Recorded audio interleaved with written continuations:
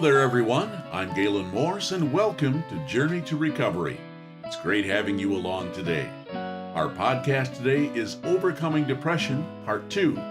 On today's program, we'll talk with Dr. Hal Baumchen about times of despair, discouragement, and depression. And we'll look at key ways to boost your mood, overcome depressive feelings, and sustain your recovery. Thanks for joining us today. Our podcast focuses on the co-occurring disorders of mental health and substance abuse. We present a wide range of thought-provoking, hopeful, and positive topics from a clinical yet practical perspective. And we provide a solid, truly integrated co-occurring disorder resource you can use in your treatment program or in your own recovery. Our host is Dr. Hal Baumchen, a licensed clinical psychologist and licensed alcohol and drug counselor. He's the executive director of Northland Counseling Services and the clinical director of North Star Regional Co-occurring Disorder Treatment Programs. He's an author, speaker, and clinician with over 30 years of counseling experience. I'm here today with Tim Bode, operations director at Northland Counseling Services, and with Dr. Hal Baumchen, our host at Journey to Recovery. Hey there, Tim. Hi, Gaylen. Hi, Dr. Hal. How's everyone's mood today? Well, I'm doing well, thank you. How are you doing? I'm doing well. I'm feeling like we have some unfinished business, though, today. Right. We started talking about depression on our last podcast, and of course, we didn't get finished. And I was thinking about this because depression is a big topic, broad topic, and I just have lots to say about it. I wrote a book years ago in 1999 with Dr. Neil T. Anderson called Finding Hope Again. It was a book on overcoming depression. And so it's been a clinical interest of mine for a long period of time. And I have a lot I want to say about it. So you get me talking about mood disorders, depression, and anxiety. I just want to talk about it, sure. If we run upstairs to my study, we'll find a copy of that book. Oh yeah, thank you. I enjoyed working with him and taking a look at depression from a couple of different angles. We looked at a Christian spiritual perspective on depression, and I think it's a disorder, a medical, emotional disorder which affects every area of your life, including your spiritual life. Mm-hmm. Mm-hmm. And certainly in this podcast, we talk about co-occurring disorders, and depression is or can be a part of that as well. Right, where you're going to have the substance abuse thing, and that's going to produce anxiety or depression, or you have depression or anxiety and you start using drugs and alcohol as a way to self-medicate your depression symptoms. And you wouldn't think anybody would use alcohol because it's a depressant. Why would a depressed person use a depressant? But I think for a few fleeting moments, that sense of relief that comes from being buzzed or drunk can be something that people want over and over again. So, yep, you start using alcohol and then pretty soon become addicted to it. Right, and we also talked about last time, I think that depression is an illness, and it can be a chronic illness. So important to treat it as such, as you would any other illness. Right, so watch for relapses both with your substance abuse and watch for reoccurrences of the depressive illness. You could get symptoms again. The chances, Tim, of somebody with a major depression after the age of 18, when you have a major depression, the chances of getting another one is about 50%. The good news is the other 50%, they don't get depressed again, so that's cool. Yeah. But do watch for that, and you might have to go back into treatment, or you might have to go back on a medication. Your doctor may say stay on the medication long term. When we talk later in this podcast, we're going to mention some things that you can do to get better and then keep doing them in order to stay better. Right. So let's talk about some symptoms of depression. There are a bunch of them. Yeah. Yep. Sad mood. Oh, is that it? No, there are a lot of things that go along with depression. So we're going to talk through some of them. And they're pretty common. So when I interview somebody in the counseling center, I can go through the list of depressive symptoms. I often ask about low energy and low motivation. They kind of go together. And low energy is that thing where you're dragging through the day, don't want to get out of bed. When you are out of bed, you want to go back to bed. Just don't have any energy to do anything. And that goes right along with not having any motivation to do something. Probably one of the things that helps lead to that is a lot of depressed people have a difficult time sleeping, falling asleep, and or staying asleep. Right. And Gaylen, at when depression gets really bad, people can't stay asleep. Depression kind of wakes you up in the middle of the night. And I don't mean to go to the bathroom. I mean you're up for 2 or 3 hours and can't fall back asleep. We also have in depression early morning wakening. So your alarm's set for 6:30. You wake up at 4:30 and you think, I might as well just get up. I'm never going to fall back asleep anyway. What's interesting to me is mild depression. Sometimes people want to sleep all the time. So they stay in bed for 10, 11, 12 hours, actually sleep. But when the depression gets moderate to severe, can't stay asleep. Yeah. Another common symptom is decreased involvement in activities. Right. You do less, and also you get less pleasure out of those things. So you normally like to play the guitar. Hey, you want to play guitar? I don't feel like it. I don't. You want to play racquetball? I don't want to. You want to go out tonight? No, I don't think so. So there's that loss of interest in things that used to bring you pleasure. And there's some biological indicators of depression. They are that sleep problem that Gaylen brought up, appetite disturbance, and sex drive. Those usually go together, and they're a biological indicator. They're an indicator that there's something going on in your physical body that we call depressive symptoms. So your sex drive goes down, you have less interest. What about aches and pains that you feel? Right, you wouldn't think that would go along with depression, but it sure does. You just moving slow, but chronic back pain can be an indicator of depression. And loss of appetite, we mentioned that, where again, Gaylen, just like with that sleep thing, where you can't eat when you're severely depressed, but when you have some mild depression, you're grazing through the kitchen all the time looking for some comfort here. I can't remember why I wandered into the kitchen, but there must be a clue in the refrigerator. Right. And then kind of what maybe most people think about when they think about depression, a sad mood. Yeah. So hopeless. And what were you going to say? Yeah, right. So I think some people think if you're sad, you're depressed, right?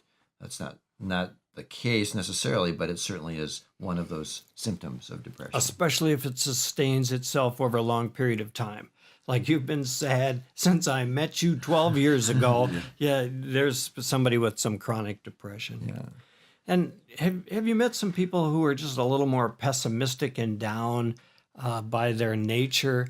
And I wouldn't necessarily call them depressed. They're a little more negative. They're a little more Eeyore. From what's Eeyore Winnie from? the Pooh. Winnie the Pooh, thank you. Yeah. So they're more like that by personality. Right. You know, we talked earlier about social isolation, not getting involved, withdrawn, Avoidant, mental anguish, irritable. That's one thing about depression is it seems like there's a lot of both ends of the scale kind of thing. Yeah. I'm too depressed to even bother with this. I'm irritable and frustrated about this. Both of them are playing into it. Right. Or small things make you frustrated. So it didn't used to bother you. You just blew that off. Now you're yelling at your loved one because she brought the wrong Q-tips. These aren't Q-tips. These are Jip tips. They have no cotton on. I'm putting a stick in my ear. What are you trying to kill me? Now, normally that thing wouldn't bother you. And you're going off on some dinky little thing. So we call it low frustration tolerance. And that's real common in depression. You wouldn't think, because that doesn't look like depression. That looks like irritability. But it is a symptom of depression. Here's an interesting thing. That frustration or irritability goes along with being overheated. So if we have 3 days in a row in Minneapolis, that's where we're all from, in Minneapolis, we have more inner city murder if the temperature is hot for 3 days in a row, over 100 degrees. So we link heat with irritability and frustration, anger, and even violence. And we have words in the English language that kind of pair those two, like hot under the collar, or boiling over, or boiling mad, or steaming, or red hot rage, or something like that. And then the opposite, like you need to chill out, man. So we have those links between being overheated and being angry. And that all goes along with low serotonin levels, a neurotransmitter that's implicated in depression. What about low self-esteem? That's a great one to bring up because you see that and hear that. I'm no good. I'm stupid. I can't do anything right. I'm such an idiot. What a loser.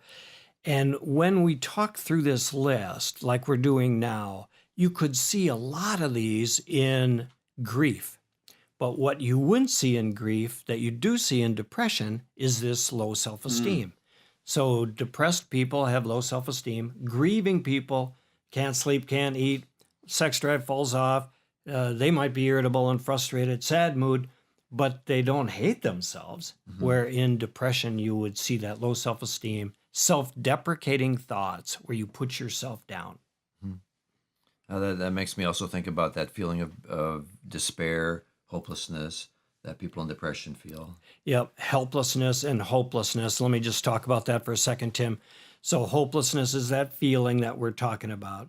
And then helplessness is the non-action that comes out of that hopeless feeling. So you often have them both. One's a feeling, one's an action or non-action. One woman asked me one time, Gaylen, Hal, do you know what a action figure is? And I'm like, oh, yeah, I know what an action figure is. She said, well, my husband is a non-action figure.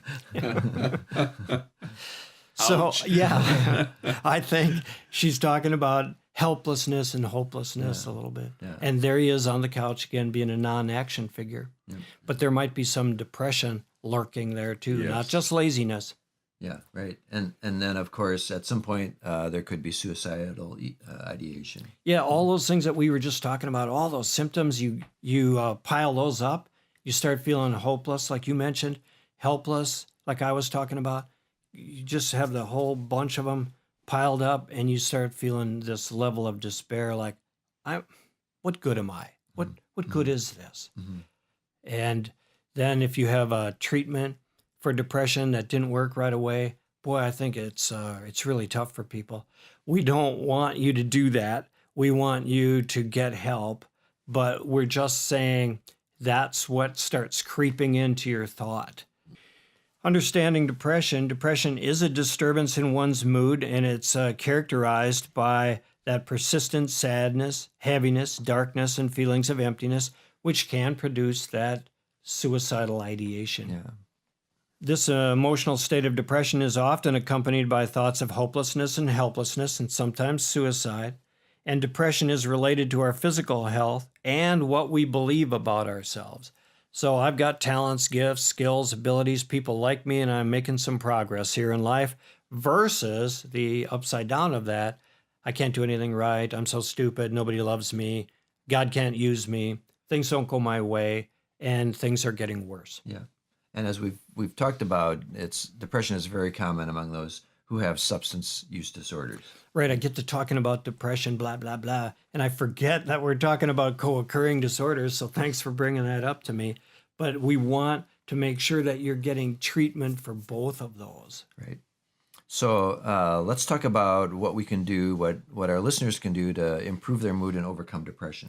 These are some of the things we're going to talk through them, Tim, that I've used over the years in our treatment programs for substance abuse, co-occurring disorders, and for mental health disorders. So these are some of the proven things that really do help boost your mood.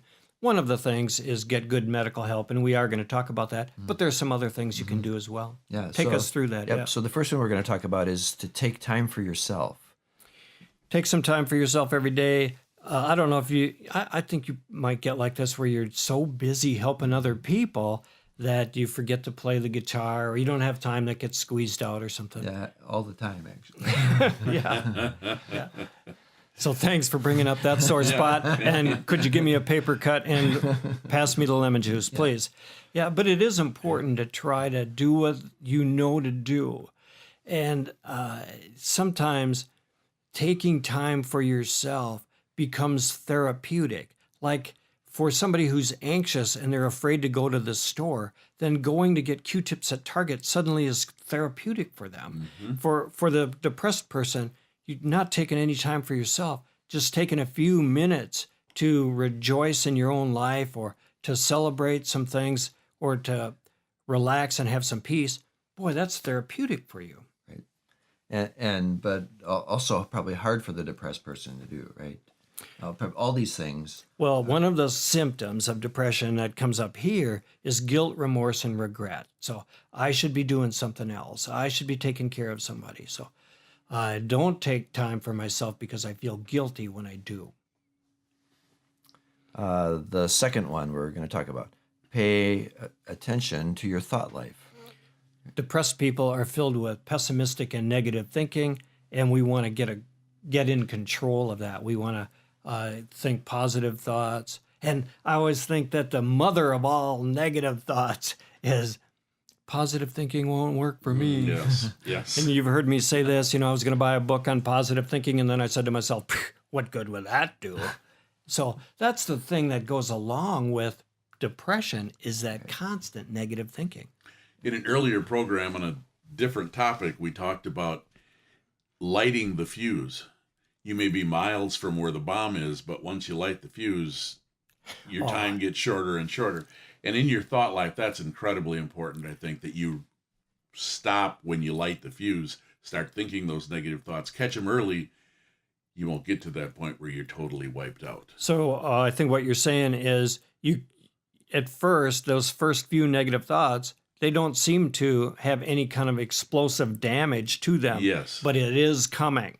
So we want to interrupt those as quick as you can. That's great. Thank you for bringing that up. And Dr. Hall, you also talk about not only recognizing those negative thoughts, but then replacing them with positive thoughts. Right. So recognize it and then refute it. Like, I'm an idiot. Just declare, no, I'm not.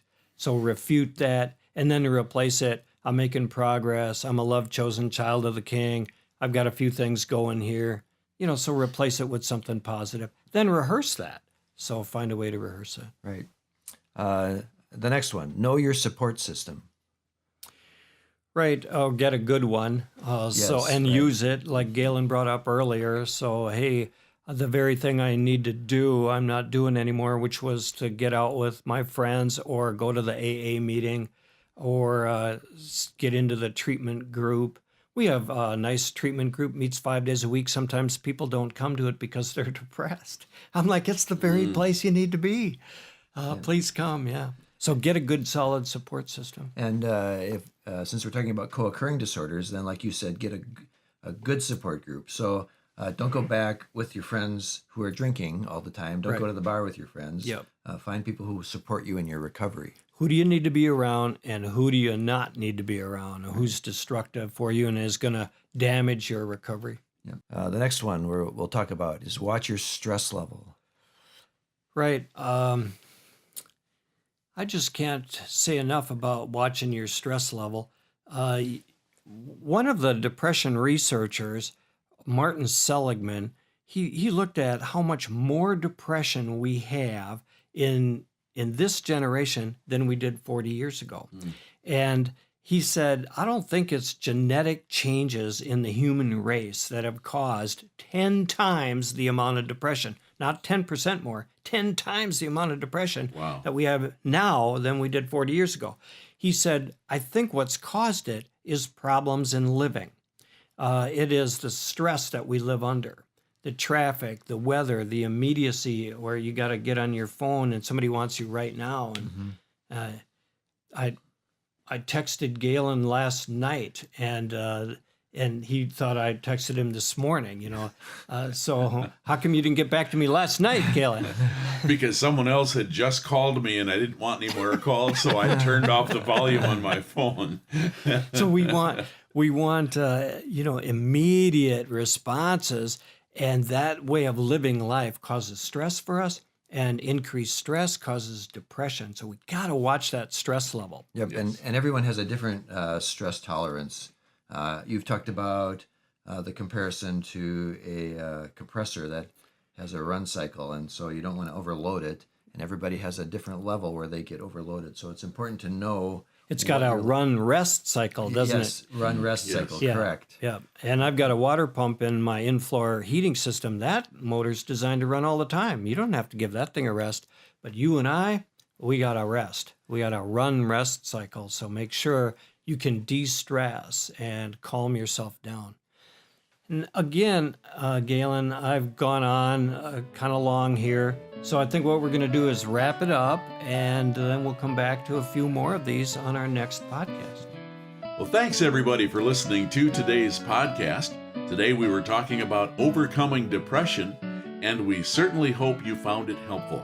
Also, we invite you to check out resources on the web at journeytorecovery.com, where you can download other materials that help you develop skills to identify emotional problems, reduce symptoms, and prevent relapse at journeytorecovery.com. We've been visiting with author, speaker, and clinical psychologist Dr. Hal Baumchen. I'm Gaylen Morse. Thanks for listening to today's program. See you next time on Journey to Recovery. Remember, recovery is a journey. Enjoy the ride.